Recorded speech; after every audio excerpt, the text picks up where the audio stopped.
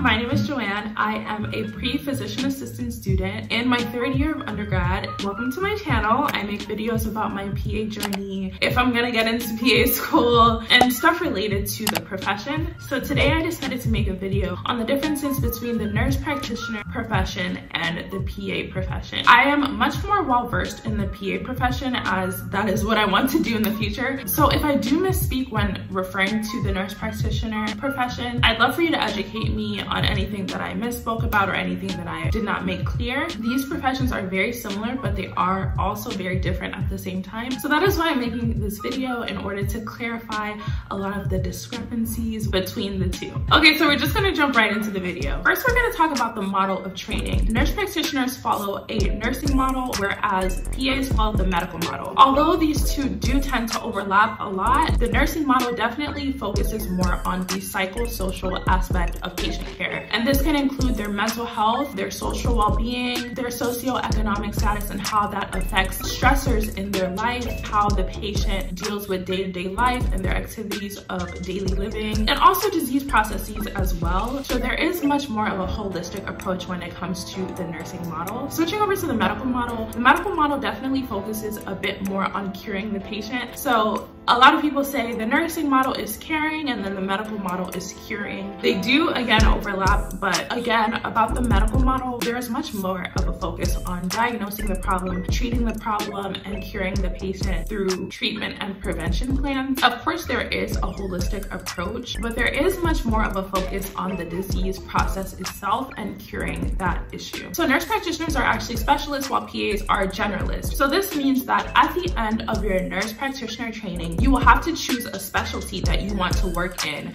for the rest of your life. And if you want to choose another specialty, you would have to go back for additional recertification and additional training. So if you want to be a neonatal nurse practitioner, that is what you're going to focus on, and you really don't have much flexibility for movement. Whereas for the PA profession, there is more lateral mobility, which is when you can switch between specialties. You're trained as a generalist, so you will touch base on many different areas of medicine. Then you can be any type of PA you want. You can be a dermatology PA, you can be an emergency medicine PA, and you do not have to go back for additional recertification or additional schooling. Although there is lateral mobility with physician assistants, a lot of PAs actually do not switch professions. They usually stick to one profession and they stay there. But it is totally up to you, so the choice is given to you in the PA profession. So now we will talk about autonomy. So in terms of the nurse practitioner route, they do have more autonomy generally because they can practice independently in 21 states, including Washington, DC. So this means that they can practice independently and totally by themselves, and they can own their own practices. When we look at the PA profession,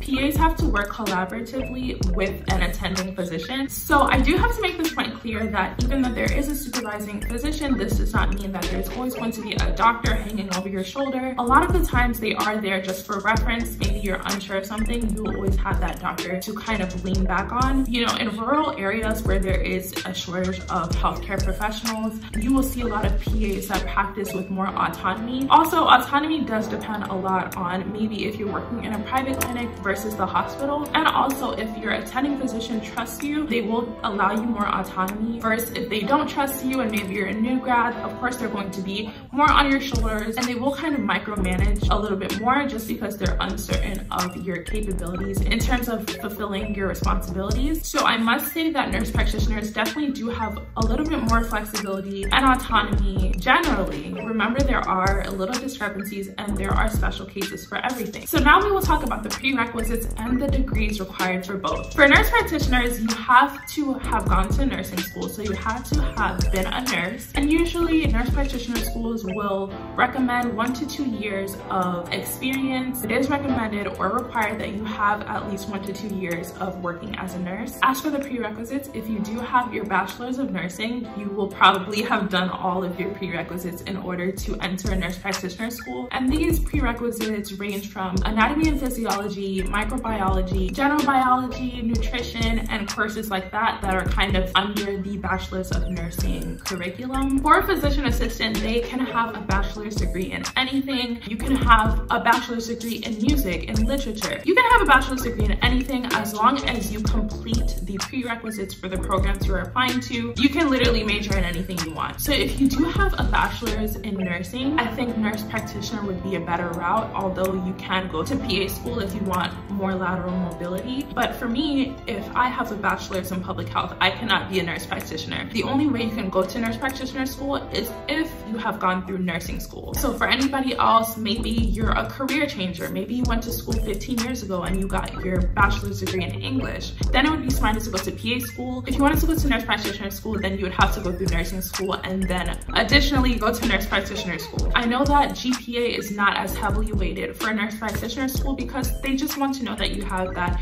experience, but there is usually a minimum GPA of 3.0 for most programs. They do want to see that you want to have a minimum of a 3.0 GPA in your undergraduate years, but again, there isn't such an emphasis on the GPA. Whereas with physician assistant school, there is a heavy emphasis on GPA. I think the average GPA for matriculating PA students is around 3.57. Maybe it's changed, but I think last year that was the average. Another prerequisite for PA programs are that you have about 500 to 1,000 hours minimum of patient care experience. Of course, there are deviations from that, like some programs like the Baylor College of Medicine. Other schools in the United States do not require applicants to have patient care hours, although it is highly recommended. It's almost unheard of to get into PA school with no experience. Similar to nurse practitioner school, where it's very rare for you to get into nurse practitioner school with no nursing experience. So when you look at these two professions, you do have to have a significant amount of healthcare experience before coming into the profession. So now we'll talk about the types of schooling. So for nurse practitioner school, there are more flexible options for students. They have part-time options, full-time options, online schooling, hybrid, and completely in-person schooling. Whereas for PA school, I think there's only one online program, and that's the Yale online program. It is very rare to find a program that is online for PA school, and it's almost unheard of to find a part-time option for a physician assistant school. So if you are someone who's older, who has kids, you have a life, you have a career, and you have your bachelor's in nursing, I would say go to nurse practitioner school. They do afford part-time options, online options, and you kind of wouldn't see that in the PA profession. So for the nurse practitioner route, they do have between 500 to 1,000 hours of clinical education in the school setting, whereas physician assistants have about 2,000 hours of clinical experience. So for nurse practitioner school, when you're doing your clinical experience, you're kind of more focused on one specific specialty that you want to go into, whereas the PA profession, you will be taken through a large array of specialties, even specialties that you don't care about or you don't want, because they do train you as a generalist.